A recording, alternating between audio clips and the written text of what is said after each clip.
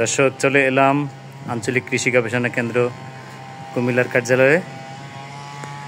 আজকে এখানে কৃষি কার্যক্রম আপনাদেরকে সংক্ষিপ্ত আকারে দেখাবো।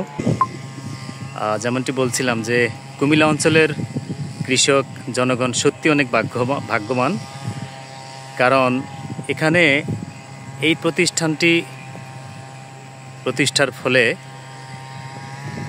এখান থেকেই কৃষির নতুন নতুন জাত উদ্ভাবন হবে। এই অঞ্চলের মানুষ খুব সহজেই সেই সুযোগগুলি গ্রহণ করবে। আজ দেখছেন তার অন্যতম একটি উদাহরণ যে এই যে এখানে বিভিন্ন ফসলের জাত প্রদর্শনী এবং গবেষণা চলছে। মূলত এই অঞ্চলের কৃষকদের ভাগ্য উন্নয়নের জন্য এখানকার বিজ্ঞানীরা কাজ করে যাচ্ছেন।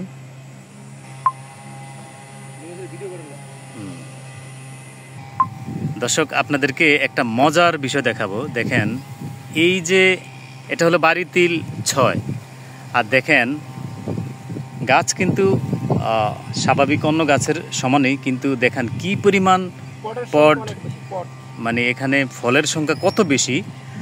আর যেখানে গাছের পরিমাণ বেশি ওরকম একটা গাছও আপনাদেরকে দেখাই আমি। আর এই যে দেখেন এখানে বেশি পরিমাণ গাছ, মানে ঠাসা ঠাসা যাকে বলা হয়, কিন্তু দেখেন ফলের পরিমাণ কিছুটা কম। হ্যাঁ, তারপরও কাঙ্ক্ষিত ফলন এখানেও আছে। তবে এই গাছটাতে আমি দেখাই আপনাদেরকে। আমি যেমনটি বলছিলাম যে এই গাছটা এখানে ফাঁকা অবস্থায় থাকার কারণে প্রচুর পরিমাণ পড আসছে।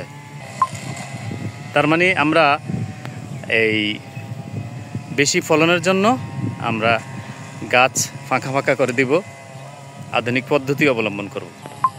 তো যে কথাটি আপনাদেরকে বলবো যে এই প্রতিষ্ঠানটি কুমিল্লা অঞ্চলের কৃষক সর্বস্তরের জনগণের জন্য একটা আশীর্বাদ স্বরূপ, কারণ এখান থেকে যে নতুন নতুন জাত উদ্ভাবন হবে, মূলত কুমিল্লা অঞ্চলের মানুষই এই সুযোগটা বেশি গ্রহণ করবেন।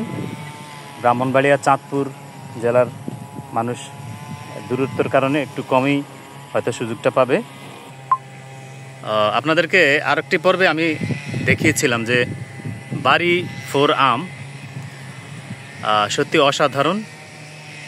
বাণিজ্যিক আকারে বা বাণিজ্যিক ভিত্তিতে যদি কেউ বাড়ি 4 আম চাষ করতে চায় তাহলে ভালো একটি সফলতা আসবে। তবে আপনাদেরকে বলে রাখি যে বাণিজ্যিক ভিত্তিতে করতে গেলে বিভিন্ন সমস্যা হতে পারে। তবে আপনি যখন বাণিজ্যিক ভিত্তিতে করবেন, অবশ্যই উপজেলা কৃষি অফিস অথবা এই বিষয়ে যারা বিশেষজ্ঞ তাদের সহযোগিতা অবশ্যই নেবেন, আপনি সফলতা অর্জন করতে পারবেন। আর এই যে দেখেন এখানে ব্যানানা ম্যাঙ্গো, আপনারা জানেন এই ক্যাম্পাসের মধ্যেই ব্যানানা ম্যাঙ্গো এখানে আছে। আবার এখান থেকে আপনারা নামমাত্র মূল্যে এই ব্যানানা ম্যাঙ্গোর চারা কলম সংগ্রহ করতে পারবেন। দেখেন মাশাআল্লাহ কি পরিমাণ ফল এখানে আছে।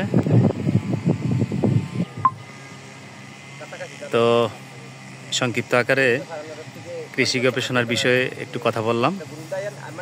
সবাই ভালো থাকবেন। আল্লাহ হাফেজ।